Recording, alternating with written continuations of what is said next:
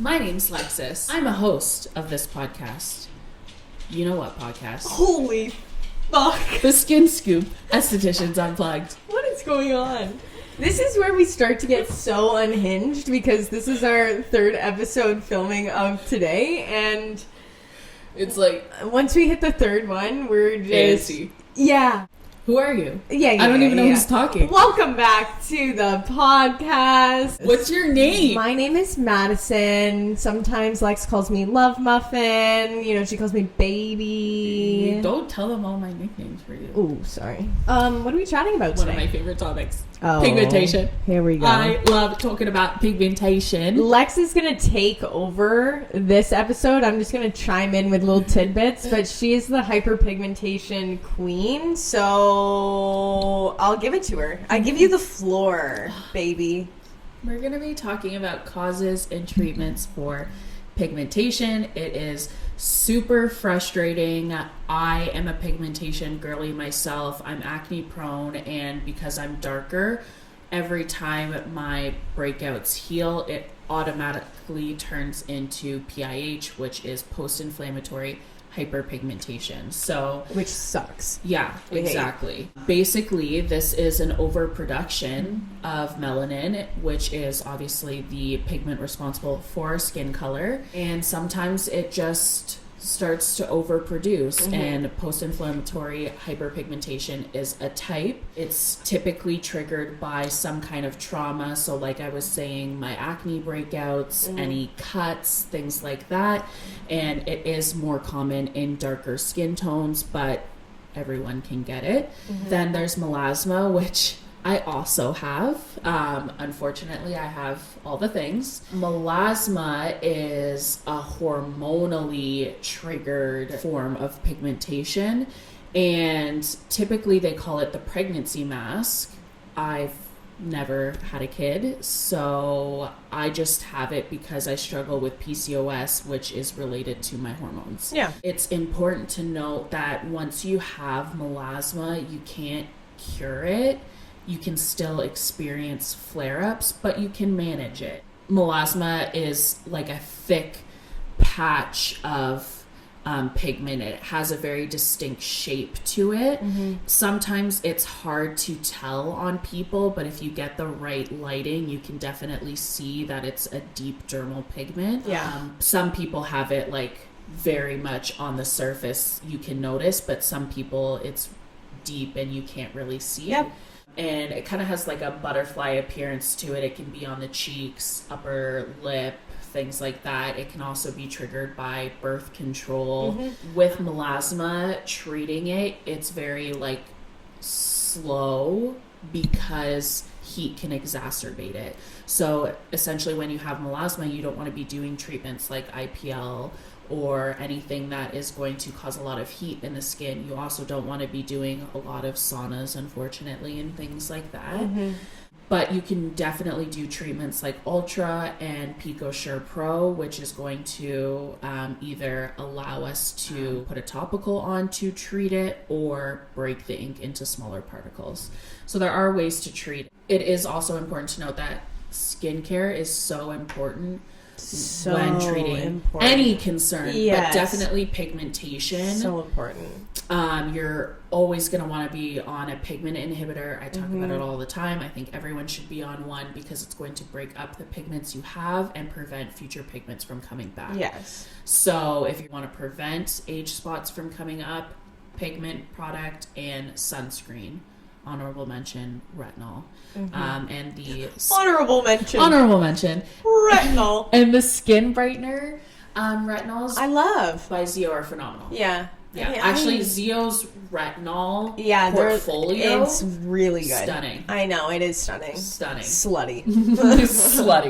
I need to get back on my retinol so bad. Do. Honestly. I know, I need to get back on the wrinkle and texture repair, but I know that I'm just going to cry. Wrinkle and texture repair is scary. It is scary. But I also just went back on the pads, so like, do you think I should get through the pads for 4 weeks and then do the retinol? Yeah. That's what I was thinking and go too. really slow with the retinol. Yeah. Once like, a week. I could never get to every night with retinol. I could not get to putting it on my neck. Oh, I know, me neither. Ever. I gave myself a retinol burn. But I have one client who, like, she was just like, I just did it every day. Her skin is stunning. It's skinning. It's stunning. Like, wrinkle and texture repair really is that bitch of retinols. Yeah. It's just like a It's hard. It's So hard to gross. get through the and what's then, it called? The like the anticipated reaction. Thank you. The Zeo girls, Oh, the reps my that gosh. mix like wrinkle and texture repair, the I skin know. brightener, and she mixed radical night repair or something with that. Yeah. I was like, what the fuck? I know. I question if they're lying to me. I know. Yeah, I'm like, But the are you? mask trio that they recommended, which was enzymatic peel, complexion renewal mask, Yeah. and exfoliation accelerator, Yeah. that sounded lit. Oh my god. Oh. Anyways, another form of pigmentation is sun damage. So this is typically, sun damage takes 25, 30 years to come up to the surface, and you accumulate that. Like, your skin remembers every really bad sunburn, and just because you don't see it right away doesn't mean that it's not lingering, and it will come up. Yeah. Put your face in the face scanner Yeah. and cry. I was showing Kyle's at the party last night. Oh my gosh, you really threw him under the bus. Yeah, he was like, stop it. Yeah. Like when you put Well, mine, it was a scare tactic. Wear your fucking sunscreen. Wear your sunscreen. I would do shit like that. But when you put mine on Instagram, at first I'm watching your videos and I'm like, oh my god, You're Lex, like, this tag is... me. I Yeah. want to repost. I'm like, tag me. I love this. This video's so good. And then you're like, you ain't gonna like it in a second. And then I see that you showed my face with my pigmentation. And I was like, you're ruined. I don't even like you anymore. You're like, get in the fucking scanner right now. Yeah. I'm showing everyone your face. Yeah. I was so mad. And you're like, come on, don't be mad. And I was like, Lex! I'm literally having a mental breakdown right now. You just put me on blast. On absolute blast. It's fine. I just wanted to normalize it. We all have pigmentation. You could have threw someone else up there. What were we talking about? You might call this. You might call these sun damage spots age spots or sun spots. Oh yeah, you may call them. You may. You're allowed to. Sun damage is treated best by IPL if you do not have melasma underlying there, and also if you are a lighter skin tone. Yeah, 1, 2, 3. Pico, I don't like 4s. great 5, for yeah. pigment. You know. No. And then obviously there's freckles, but that's more so genetic, and Yeah, it's yeah. sometimes hard to differentiate, but whatever. Yeah. Next, we're going to talk about causes of pigmentation. So basically, 90% of visible aging is caused by the sun. So the overproduction. You hear that, people? 90%. Where's your sunscreen? I'm about to put all of you on 90% blast. of visible aging, because when you're not wearing sunscreen and you're allowing things like free radicals to just absolutely destroy your body. A free radical is an unpaired atom in the skin that basically wreaks havoc on everything, not just your skin. Yeah. But it's not great to have these unpaired atoms. So It causes a chain reaction in the skin because it's stealing healthy electrons from your stable cells. Yeah. So not great. Yeah, so it causes a chain reaction, and that leads to premature aging. So Yes. yeah, 90% of visible aging is caused by the sun. So UV exposure is a huge cause of hyperpigmentation, as well as inflammation. Inflammation is kind of the root cause for everything, but essentially your UV exposure is causing that inflammation, which is then causing you to hyperpigment. Then there's also things like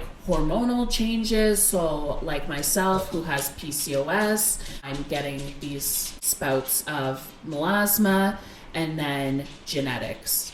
Best treatment practices for pigmentation as a concern would be a really well-rounded treatment plan. So typically whoever and whatever kind of pigment we're treating, whether it's melasma or hyperpigmentation, I would want them to pre-treat their skin for anywhere from 2 to 10 weeks, depending on what the pre-treatment is and what we're going to be doing. Yeah. Because if we were going to be doing like a control depth peel and they're darker skin type, I would want them to pre-treat their skin with wrinkle and texture repair or something like that for 10 to 12 weeks to like absolutely minimize any adverse reactions. Yeah. You'd put them on Illuminate? Yeah. Any kind of like Bright Alive is phenomenal. Yeah. The only thing with Bright Alive is it only gets brown. So Illuminate is great because it gets reds browns. And browns. Yeah. But some kind of pigment product, I do like a retinol, something to just hydrate their skin, exfoliate their skin, and get it in its healthiest condition. So yeah, tyrosinase inhibitor is going to be your best bet. Online, you'll see that vitamin C is great for treating pigments. I wouldn't necessarily say vitamin C is what I would go to treat pigments. I wouldn't either. Yeah. I think it's great to brighten the skin, give you a glow, and it's a great antioxidant. Yeah, so when we were talking about free radicals, you want to have something like a vitamin C, which is an antioxidant, because it helps neutralize those free radicals that you're experiencing. Yeah. So I've said this before as well, you want to make sure that you're eating your antioxidants as well as applying it topically. 100%. But that's, I wouldn't choose that either for if we were going in with treatments like this. That wouldn't be my first go-to. I would choose the exact same thing as you. Yeah. Tyrosinase inhibitor and... Which is like licorice root extract, like something like that. And a retinol. And a retinol for sure. People might recommend hydroquinone. I have a like love-hate with it. And it's hard for the average person because I do see a lot of misuse. Yes. Which then leads to rebound pigmentation. I actually had a client who was of Asian descent, and there was a language barrier, and she went to a dermatologist who gave her a compounded cream that included hydroquinone. And she had no idea how to like use it and how to titrate off and how you can only use it for a specific amount of time. Yes. And she had the worst rebound pigmentation I've ever seen. It's actually one of my best before and after pictures actually as well. You did Pico on her? Yeah. Pico. She was on a Zeo brightening protocol. Yep. And she had like melasma, she had sun damage, she had all the things, but she had really, really good improvement. But yeah, it's a love-hate because it can be really good, but I struggle with the compliance, and that's why I don't like recommending it, because some people just don't listen, and it's nothing against the clients, but sometimes they forget, they're busy, so there's a lot of better alternatives that don't lead to such adverse reactions. Yeah, I agree. What else should you be using for pigmentation? Oh, baby, this is my favorite talking point. I love this. Sunscreen. You guessed it. You guessed it. Let's go. Mineral-based only. If I hear any of you using chemical-based sunscreen, cut off. Period. And this is honestly for the inflammatory concerns specifically. Like, honestly, at the end of the day, chemical versus mineral, Madison's gonna hate this. I prefer mineral. I don't really care if you like to use a chemical sunscreen. I would just prefer that you're using a sunscreen. Okay. But if you have an inflammatory condition like rosacea, acne, pigmentation, acne, mineral is the best bet because of its mechanism of action, basically. Yeah, from protecting you from the sun. Yes. So go in, tell us the difference between the two. Oh, baby, this is literally my love language. Sunscreen is my love language. Yeah, I know. Yeah, it's hot. Like, so attractive to me. Loves a sunscreen. The difference between chemical and mineral, I feel like when people hear chemical, they automatically assume like we're putting like toxins on your face. It's not really. It's well, because I feel like chemical sunscreen is what gave sunscreen the bad rep of like sunscreen causes cancer. 100%. There's avobenzo, oxybenzone, octinoxate. There's a lot of not great ingredients in chemical sunscreen, which are endocrine disruptors. Yeah, like if you go to the EWG, the Environmental Working Group, you can go online and look up these ingredients, and they're all red flagged. Like the European Union does not let any of these ingredients into their products, which I hold really high. Like I love European standards. Yeah, they're great. It's hot. Yeah. Yeah. So with chemical based sunscreen, when you put it on the skin, it actually enters the skin. So then when you're being protected from the sun is still entering the skin and then coming back out.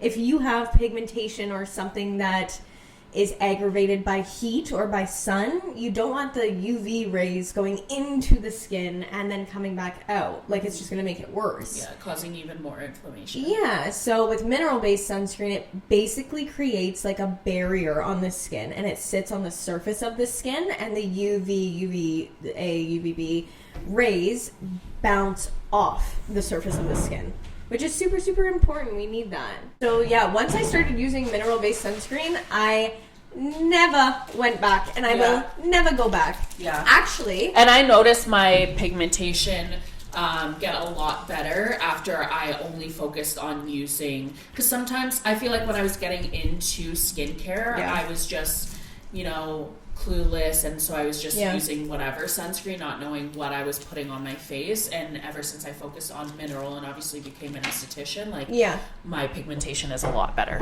Yeah.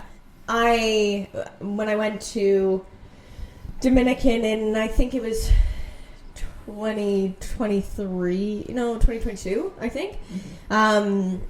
I love mineral-based sunscreen, and I was using it on my face, but to buy mineral-based sunscreen in 2022, there was nothing available at Shoppers. You could only get it through medical spas.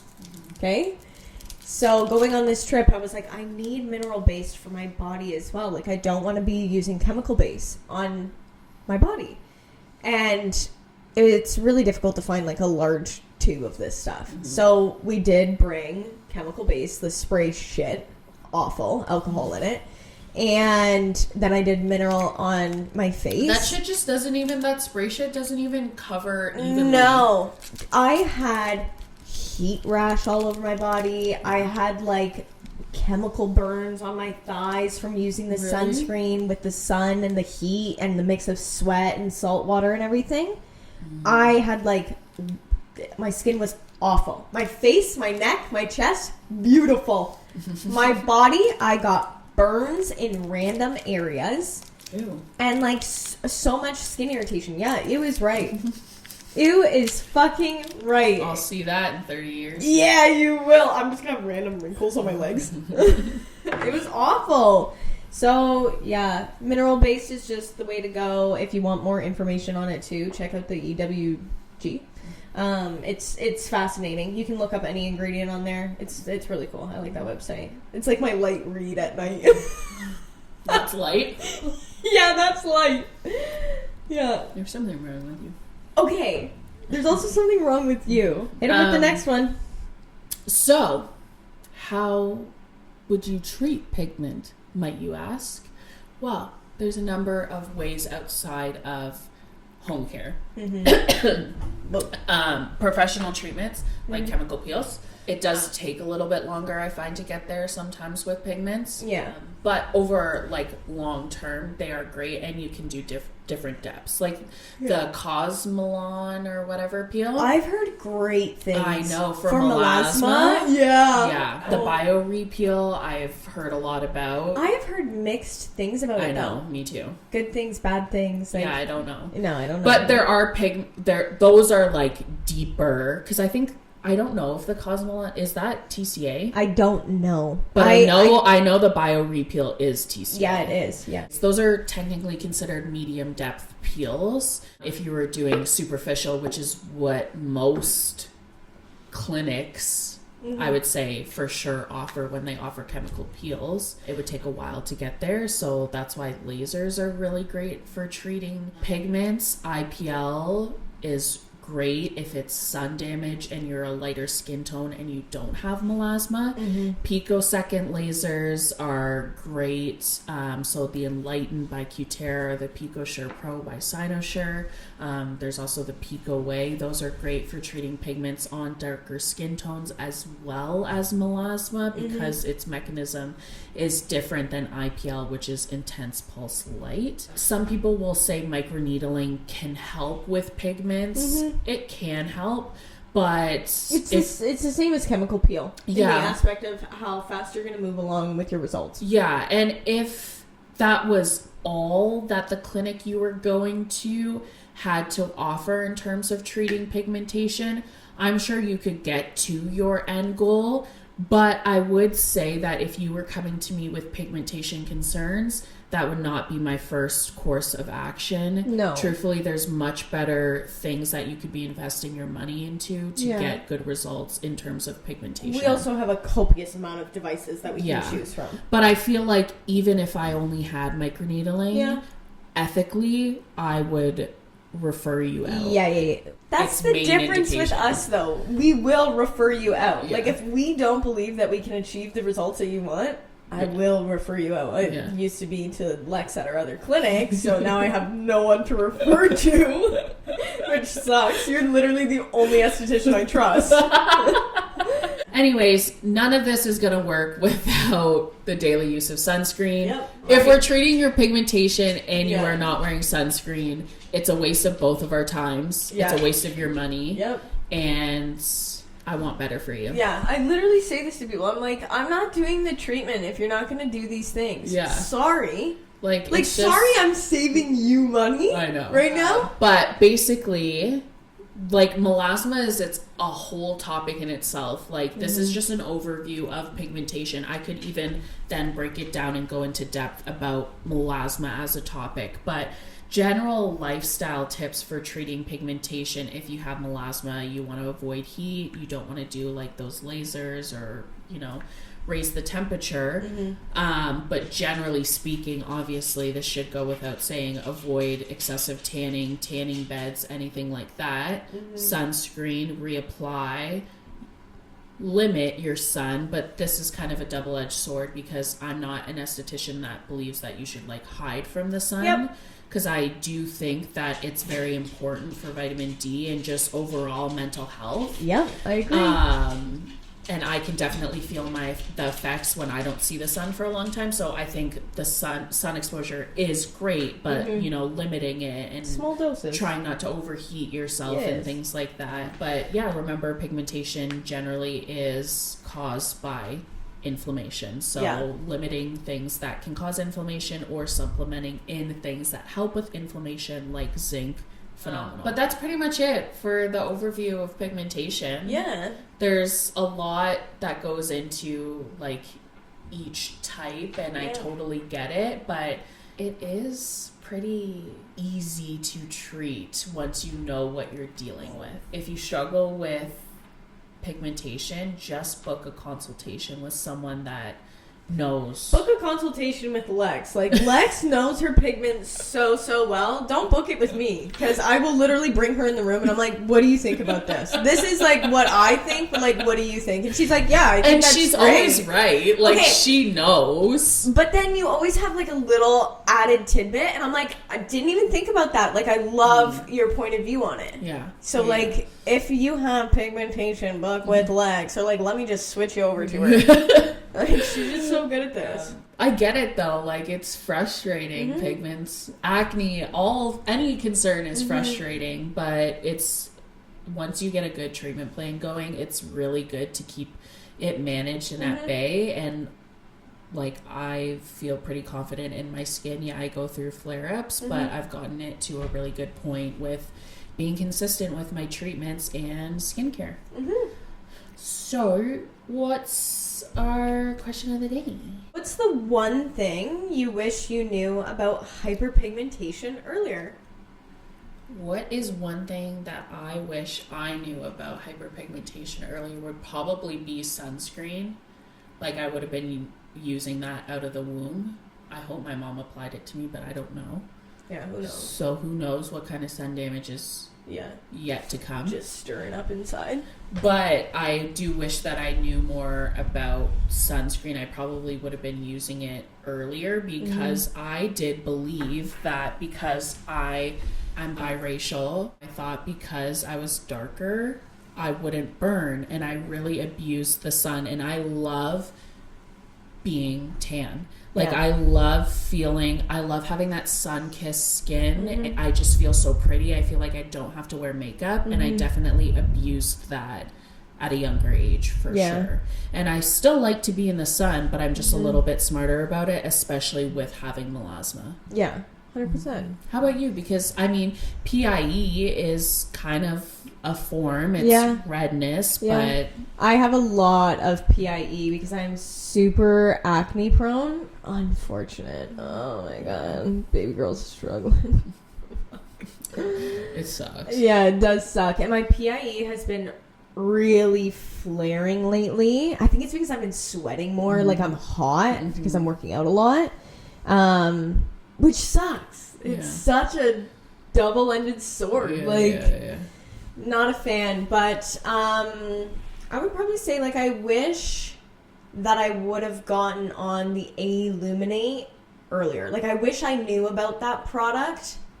I wish that there was a product like that earlier. Yes. Because it's newer. Yeah, it's not the first of its kind that treats reds and browns. Yeah. But I feel like for the most part, when people thought of pigmentation, those products only treat browns. Totally. And a lot of people like the Skin Better, the Even Tone by them is actually really good too.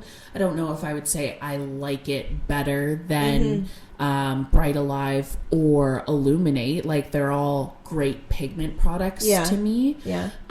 But the cooler thing about that is it even takes it a step further because it gets yellows. So now that product's getting reds, browns, and yellows. It's the closest thing to a well-rounded, like, treating multiple things kind of product. Totally. We don't really have that. Yeah, no.